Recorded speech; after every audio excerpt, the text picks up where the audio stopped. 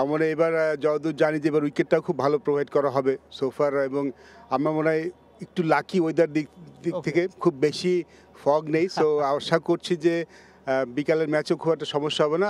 আমি হোপফুল এই টুর্নামেন্টটা ভালোভাবে শুরু হবে এবং আজকে আমরা আজকে দুটি এক্সাইটিং ম্যাচ দেখতে পারবো আমরা। এবং আমাদের সাথে আছেন international commentator Shamim Ashraf Chowdhury. Feeling the heat? feeling the heat, feeling the vibes. Yeah. Really, vibes-টা এবারে প্রস্তুতিটাও যেভাবে আয়োজনগুলো করা হয়েছে, ইন্টারেস্ট জেনারেট হয়েছে এবং সেই ইন্টারেস্টের কারণে আমার মনে হয় এইটা কিন্তু ইট acts on the players also. নিজের বেস্টটা বের করে আনার যে একটা প্রবণতা থাকে, একটা উৎসাহ থাকে, সেটা আমরা লক্ষ্য করেছি। আর I am really looking forward to this tournament.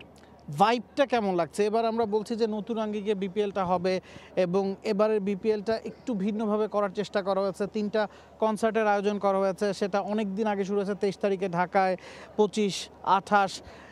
দর্শকের সম্পৃক্ততাটা কি একটু বেড়েছে মনে করছেন? অবশ্যই বেড়েছে, কারণ আগেরগুলো without taking the credit from a lot of other VPLs, কিছু সময় যে প্রিপারেশন স্টেজে যে দর্শকদের এনকম্পাস করা, তাদেরকে সংশ্লিষ্ট করা, preparing them for the tournament mentally যে এটা হতে যাচ্ছে, সেদিক থেকে আমার মনে হয় এই আয়োজনগুলো has played a big role, no question about that. এবং ওই মোমেন্টামটা ধরে রেখে আজকের ওপেনিং সেরেমনি এবং যে খেলাগুলো হবে সেটা আমার মনে হয় ওইভাবে প্রাণবন্ত হবে, ওইভাবে জাঁকজমক হবে। এতদিন আমরা গান বাজনা দিয়ে শুনেছি, কিন্তু এখন fireworks in the middle, that's what I am looking forward two. Shamim ভাই, ঢুকতে কতক্ষণ লেগেছে? কারণ টিকিটের হাহাকার, অনলাইনে নতুন করে টিকিটটা দেওয়া হচ্ছে, সেটা হয়তো এখন আমরা সবাই বুঝে উঠতে পারিনি। কতক্ষণ সময় লেগেছে ঢুকতে? দুজনের কাছে এই প্রশ্ন রাখতে চাই। আমাকে আই হ্যাভ টু আরেকটা গেট ইউজ করতে হয়েছে। আমরা নর্মালি যে গেট দিয়ে ঢুকি, যেটা আমাদের এন্ট্রেন্স, সেখানে ঢুকতে পারিনি বিকজ অনেক পিপল বাইরে দাঁড়িয়ে ছিল, তো আমাকে অন্য গেট ইউজ করতে হয়েছে। সো আজ একটু বই পাচ্ছিলাম যে সময়ের মধ্যে পৌঁছাতে পারবো কিনা খেলা শুরুর আগে, বাট ঢুকতে পেরেছি শেষ পর্যন্ত। একটু সময় তো অবশ্যই লেগেছে, but this is what we are expecting in BPL. আমরা বিপিএল এই ধরনের আসলে আশা করে থাকি, মানুষ আসবে, খেলা দেখবে, এক্সাইটমেন্টটা শুরু হবে।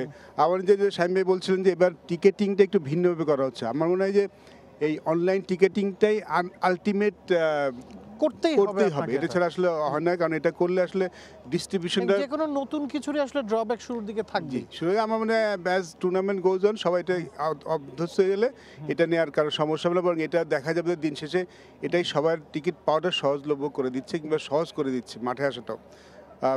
আশা করছি যে এখনও আমি এক্সপেক্টিং খালি দেখছি, বাট যখন খেলা শুরু হবে আমি আশা করছি সবাই আমাদের স্টেডিয়ামটা ভরে যাবে। এবং যেটা শামীম ভাই বলেন, ডেফিনেটলি আমি also waiting fireworks in the middle.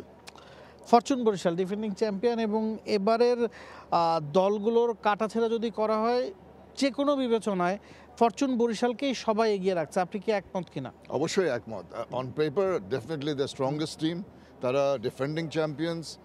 In the past 2-3বার কাছাকাছি এসছে, গতবার প্রথমবারের মতো চ্যাম্পিয়ন হয়েছে, এবং সেই ধারাবাহিকতাটা টেনে নেয়ার জন্য যে প্রয়োজন, খেলোয়াড়ই প্রয়োজন দরকার, তারা সেটা করতে সক্ষম আছে। বিশেষ করে আমাদের বাংলাদেশের নামি দামি খেলোয়াড়দের যেভাবে তারা আর্লি স্টেজে জড়ো করেছে, অন্য দলগুলি বোধহয় একটু অবাকই হয়ে গেছিল। তো সেদিক থেকে they have a huge advantage, এবং top 3 batters, top 3 bowlers virtually in the BPL over the years, তারা সব ফরচুন বরিশালে খেলছে। সেদিক থেকে they will be at an advantage. কিন্তু মাঝে মাঝে হয় কি, আমি একটা দল হিসেবে মনে করি they cannot afford to be overconfident. Cricket is a funny game. কখন যে কি ঘটে যায় কোনো বলার নাই। একটা মিনোজ দল বা আননোন একটা কোয়ান্টিটি একটা সারপ্রাইজ করতে পারে, বিশেষ করে এই ফর্ম্যাটে। সেদিক থেকে আমার মনে হয় বেস্ট ক্রিকেট ইজ এক্সপেক্টেড। যত খেলাই হোক, যত রেকর্ডই থাকুক, মাঠে এসে যখন খেলবে আবার সেদিন কিভাবে খেলছে সেটা গুরুত্বপূর্ণ। মাঠের খেলায় এক্সপিরিয়েন্সের আসলে তুলনা হয় না, এবং আমরা পঞ্চপাণ্ডবের কথা সব বলে থাকি। তার মধ্যে 5 জনই ড্রাফটে ছিলেন, 2 জন হয়তো খেলার বাইরে আছেন, যেই বাকি 3 জন খেলছেন, 3 জনই একই দলে। এটা কি অবাক করেছে কিনা? কারণ তামিমকে এবং মুশফিককে তারা রিটেন করেছিল, মাহমুদুল্লাহ রিয়াদকেও প্রথম এই ড্রাফট থেকে তুলে নিয়েছে। এক্সপিরিয়েন্স এই দলটাতে আসলে অন্য যে কারো চেয়ে বাই ফার এগিয়ে। এক্সপিরিয়েন্স তো আসলে দোকানে কিনতে পাওয়া যায় না, ড্রাফটে কিনতে পাওয়া যায় না। এক্সপিরিয়েন্স তো আসলে সবসময় একটা অমূল্য একটা বিষয়। দেখুন শুধু এক্সপিরিয়েন্স না, এক্সপিরিয়েন্সের সাথে কিন্তু স্কিলটা খুব ইম্পর্টেন্ট।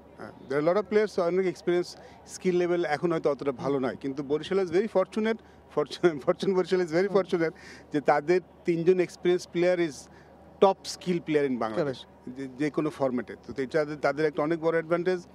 এবং বরিশালের যে জিনিসটা আমার ভালো লাগে সবসময়, তারা কিন্তু দলটা অনেক আগের থেকে গোছানো শুরু করে, অর্গানাইজ ফ্র্যাঞ্চাইজি। সেদিক থেকে তারা শুধু যদি আপনি কোনো টুর্নামেন্ট জিততে চান, শুধু মাঠে না, মাঠের বাইরেও আপনাকে অর্গানাইজ হতে পারে। সেদিক থেকে কিন্তু বরিশাল অনেক অর্গানাইজ। এবং দে আর বিট লাকি অলসো, কারণ রিটেন করেছেন 2 জন সিনিয়র প্লেয়ারদের, এক্সপিরিয়েন্স এবং স্কিলফুল প্লেয়ার বাংলাদেশের সাথে। ড্রাফটে যে আরেকজনকে পেয়ে যাবেন, সেজন্য আসলে আপনি একটু লাকি হতে হবে। ড্রাফটে সবসময় আপনি যাকে চাইবেন তা কিন্তু সবসময় পাওয়া যায় না, you need to be little bit lucky. সেদিক থেকে আমি বলবো বরিশাল লাকি, এবং তাদের ড্রাফটে যে কলগুলো সেগুলো খুব অ্যাপ্রোপ্রিয়েট ছিল, যার জন্য তারা একটা ব্যালেন্স টিম করতে পেরেছে এবারে। বাংলাদেশ প্রিমিয়ার লিগ 2025, 7টি দলের জমজমাট লড়াইয়ে মাতবে পুরো দেশ। দেখতে চোখ রাখুন টি স্পোর্টস নেটওয়ার্কে।